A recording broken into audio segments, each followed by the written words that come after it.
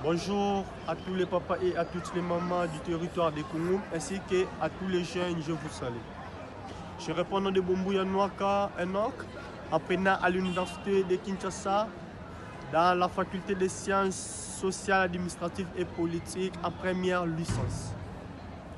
Aujourd'hui, je vais vous parler de l'impact du corridor de Lobito dans notre territoire de Congo.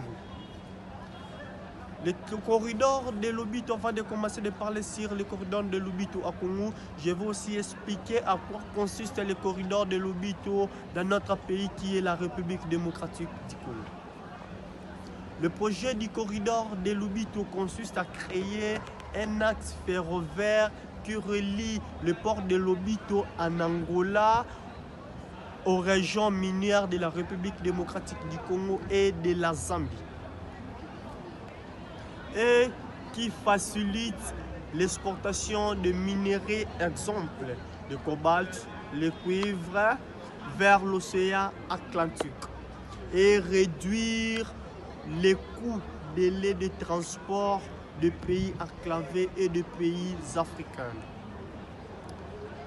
Quant au corridor de Lobito, ce projet va consiste non seulement à créer des infrastructures, mais ça facilite aussi la permutation des transports fluviaux entre la RDC et l'Angola, la RDC et la Zambie.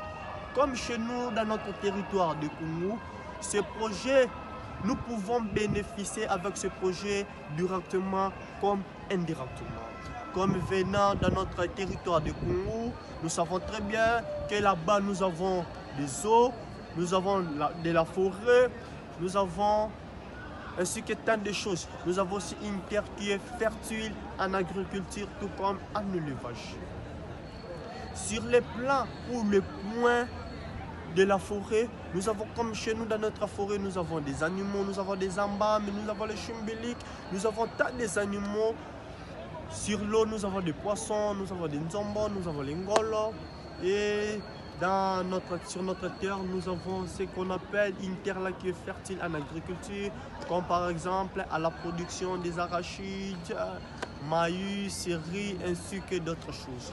Et le corridor de Lobito, en fait, lorsqu'il va passer dans notre territoire, ça va nous permettre à faire le pêche moderne au lieu de pêche artisanale que nous faisons.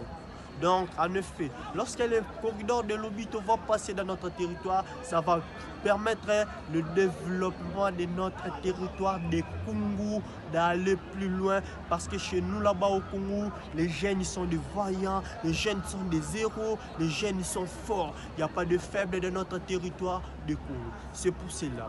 Je vous exhorte, frères et sœurs du territoire de Congo, de s'adapter dans ce projet du corridor de Lobito dans notre territoire. En effet, c'était votre enfant Bombouya Nwaka Enoch du territoire de Congo. Je vous remercie et je vous salue. Merci.